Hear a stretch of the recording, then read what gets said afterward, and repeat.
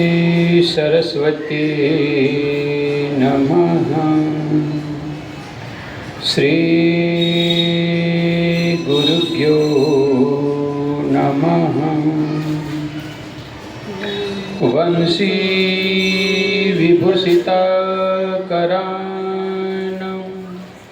नवनीरदाभातं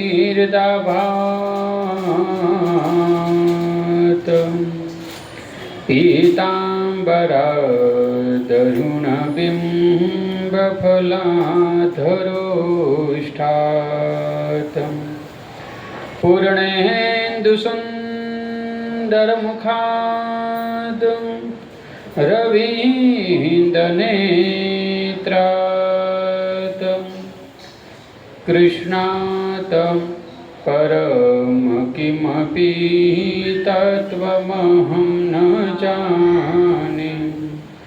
कृष्णातं परम किमपि तत्त्वमहं न जाने। ॐ नमो भगवते वासुदेवाय।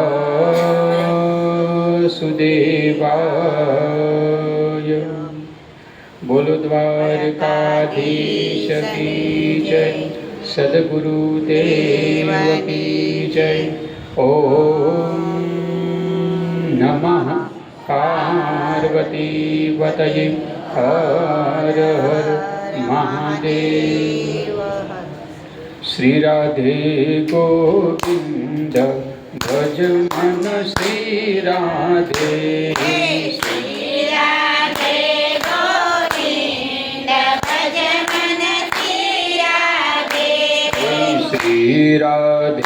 गोविंद भज मन श्री राधे।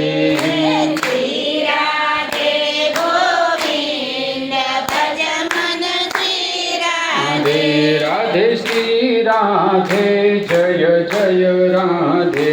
राधे श्री राधे जय जय राधे। राधे श्री राधे जय जय राधे।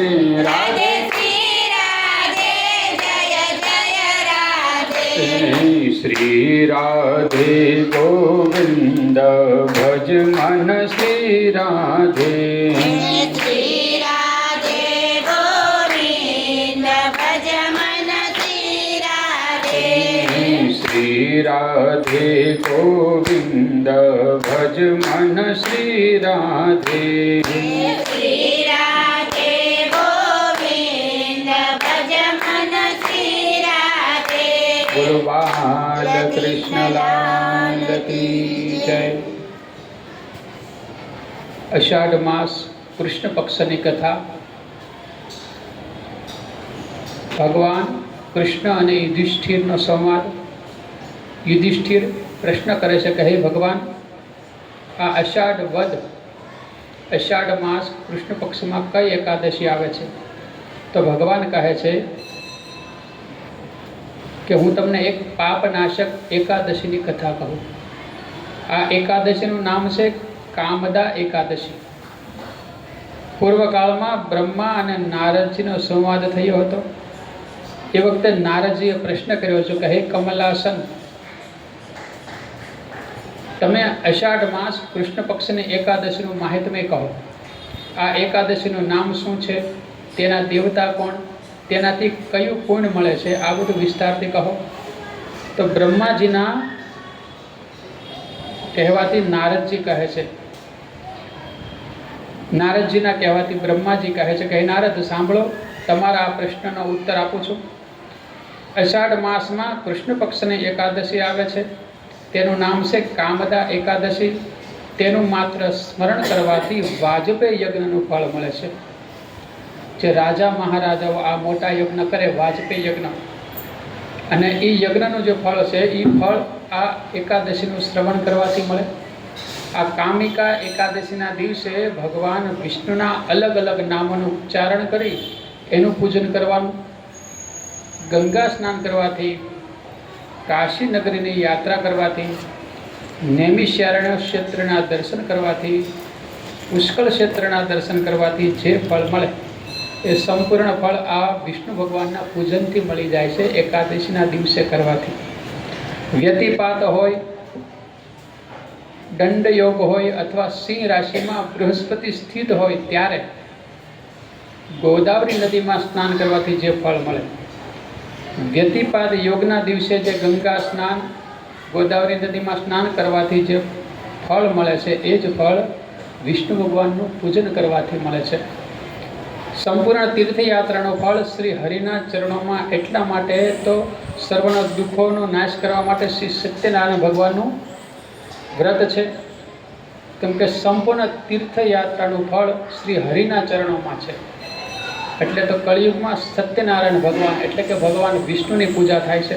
સ્કંદ પુરાણમાં શ્રી સત્યનારાયણ ભગવાનની વ્રતની કથાઓ છે અને પૂજનનો આખો વિસ્તાર છે. તો ભગવાન વિષ્ણુના પૂજનથી સર્વ મનોકામના પૂર્ણ થાય છે. ભગવાનનું એક એક નામ બોલીને એક એક તુલસી પત્ર અર્પણ કરવાનું આ સત્યનારાયણ ભગવાનની કથામાં આવે છે. 1000 નામ બોલીને 1000 તુલસી પત્રો ભગવાન વિષ્ણુને અર્પણ કરવાથી સંપૂર્ણ તીર્થયાત્રાનું પણ ફળ મળે છે. જે મનુષ્ય સમુદ્ર વન સહિત આખી પૃથ્વીનું જો દાન કરે અને તેને જે ફળ મળે એ ફળ સંપૂર્ણ, એ ફળ કામિકા એકાદશીનું વ્રત કરવાથી મળી જાય. જે મનુષ્યો વિયાયેલી ગાયનું દાન કરે અને એને જે ફળ મળે એ સંપૂર્ણ ફળ આ એકાદશીનું વ્રત કરવાથી મળે છે. વિષ્ણુ ભગવાનનું પૂજન કરવાથી બધા જ ગંધર્વોનું પૂજન થઈ જાય, બધા જ નાગ દેવતાઓનું પૂજન થઈ જાય. ભગવાન વિષ્ણુના પૂજનનો ખૂબ મહિમા બધાય પુરાણમાં છે. બધા જ ઘરના કામકાજ છોડીને બ્રહ્માજી કહે કે વિષ્ણુ ભગવાનનું પૂજા પહેલાં કરી લેવી, અને એકાદશીના દિવસે તો ખાસ